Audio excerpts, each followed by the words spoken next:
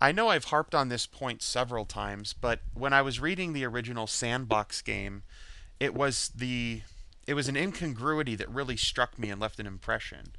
And that is the fact that you have this unexplored, dangerous wilderness, and yet there's dungeons there. There are structures and buildings and things.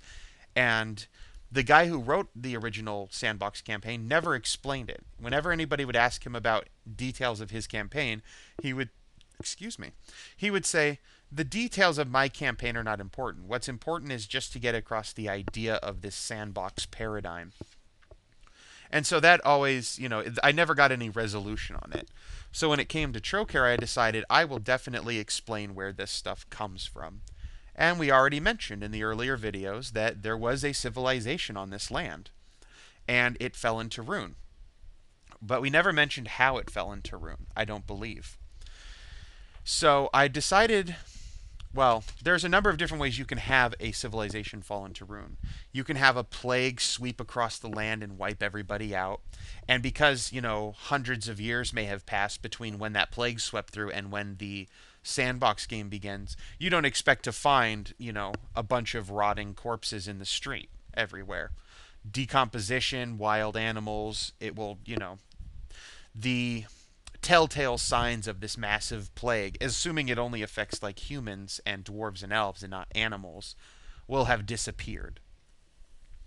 Then you could, because it's like a fantasy game, you can have something like a someone uses this very powerful magic artifact. And in D&D, when you say powerful artifact, it means, the rules to describe this are definitely broken. This item breaks game rules in a fundamental way. So you could have some massive artifact that is like a city in a bottle, like Kandor from the Superman comic book. And someone uses this artifact, and everybody who used to live in this land suddenly was miniaturized and stored in this city in a bottle. And so they're all gone, and all their stuff was left behind. You could just have everybody pick up and leave. Maybe they just decided they didn't want to live there anymore, so they all left. Or maybe something dangerous was coming and they didn't pick up, they just left, and that's why all their stuff is still here. But with this, for Trokair, I wanted to use two things from the original Trokair campaign to explain kind of where this civilization went. How did it fall into ruin? How was it destroyed? The first one, both ideas are very, very similar to the point where I've kind of ripped myself off with the idea. The first one came about because from a story I told about how paladins were created. The very first paladin was actually Eldric I, and that's Eldric IV's great-grandpa. And what happened was the god of paladins knew that something bad was going to happen, and he decided, okay, this was very early in the creation of the world, by the way. This was not something that happened, in recent history. This is ancient history. He knew something bad was going to happen. The gods of chaos were going to strike back because the gods of law had established this nice, wonderful civilization. And so he decided, okay, I'm going to gift my mortal followers with these divine powers that paladins get to help protect them so that when the threat comes, they'll be better able to fight it off.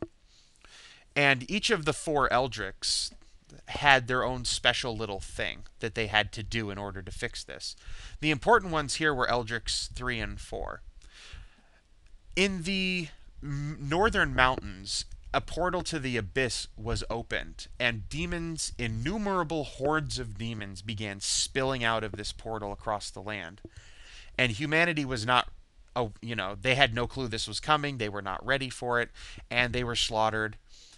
But not everybody was slaughtered. I mean, so they started pulling back. All these people started migrating back. And the demon hordes kept coming and coming, and eventually you reach this critical mass. You have so much of these of humanity, and when I say humanity, I mean elves and dwarves and all that too, had cornered themselves in part of the land, and there was nowhere else to fall back to. And you had so many pouring in that suddenly we couldn't go back anymore, and the people in front of us can't fall back anymore, so now we have to make our stand here. And Eldric III was the guy who did that. He held off, he established the defense, held off the demonic advance. Now, he had no prayer of holding it off for a long time, and not really any prayer of leading forward. So he basically established this defense. He says no further than this, and they hold him off. Now, Eldric IV's job then, he and some of his followers struck through the demon lands, found the abyssal portal, and Demogorgon, a two-headed demon prince, was there, and he was basically in charge of this whole invasion. And Eldric and Demogorgon fought. One of Demogorgon's heads was slain, and then Demogorgon fled back through the portal, and they closed the portal. So now there were no more reinforcements. There were still tons of demons, but now humanity had a chance because they started pushing back against the demons. And in Trokair, that's how it happened. Humanity pushes back, kills off the demons to the best of their ability. I'm sure there's still some few demons hiding all around. And then the world advances to Trokair. This is not the sandbox game. This is the original campaign. So one of the defining moments in ancient history was that demons almost completely wiped out the entire civilized races. And then they were defeated and pushed back. A second thing that happened was from the middle of the earth, abominations, aberrations, and these evil races, they all foment in the darkness down there. And they started in more modern times to come up to the surface. And we were mentioning in the comments on the last video that dwarves had developed gunpowder. And the place of dwarves in the modern Trokair, again not the sandbox game, was that their underground kingdoms held off this roiling, disgusting mass of evil and ugly that lives beneath the earth. So the only reason the surface wasn't overwhelmed with these evil creatures was because the dwarves were holding it off. And they had developed gunpowder to help them do that.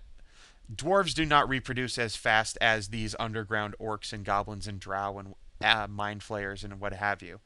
So they have to develop ever better weapons and ever better defenses and ever better fighting techniques in order to hold them off. And that's also why dwarves are very rare in the surface world. The way I was trying to explain that dwarves were not a common race up on the surface. That's because all of their manpower was basically needed below ground to do this. So we can use both of these invasions from places to help describe what happened to the world.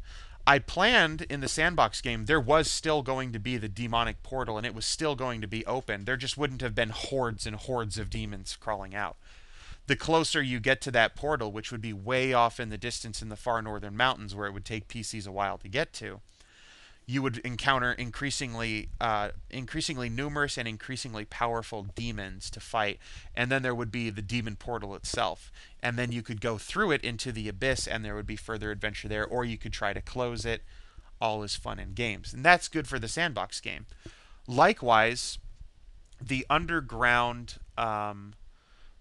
push, all of these evil creatures coming up from underneath the earth, that is also there, as in you can continue to go increasingly down into the earth and find out what's causing that. I still haven't figured out where all that's coming from, but that can be part of the sandbox game. It also explains where all of those humanoids came from at the beginning when Windhaven was founding, and then they all kind of disappeared for a while. A lot of them died, and more of them are under the earth, but they haven't come up yet. And that's also the reason why when they quote unquote cleared out the Hoach, the humanoids that lived down there a few years later came up and destroyed the town. There's still a bunch of them down there. So if anybody's ever wondering how come we never find, like goblin cities and hobgoblin cities and orc cities, since there's so many of them wandering around, well, that's because they don't live above ground. They're all down below. Although there will probably be outposts above ground as well. It's obvious probably that this second idea is not as well formulated and defined as the demon idea. But that's kind of the point. We now have just these basic ideas that we can define and add details to as the players decide to go after it. It also means that I need to create more underground things than just the Hoach, because the Hoach can't be your sole entrance into this vast underground. I actually have an idea for there to be just a gigantic sinkhole in the middle of somewhere. And that can be kind of like the Devil's Maw. I believe that's the name of the cave. Just this huge black hole that leads down. And that can be a place where PCs can, if they decide to enter this underground, the quote, I don't want to say quote unquote again, the Underdark. This picture, we've seen it before. It's called Red Dwarf Nielsen Big.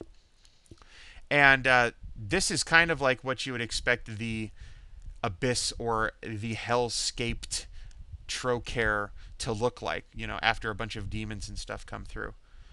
I also have an idea for this for Dajon, but Dajon is a video for another day. And that one's kind of... I like Dajon.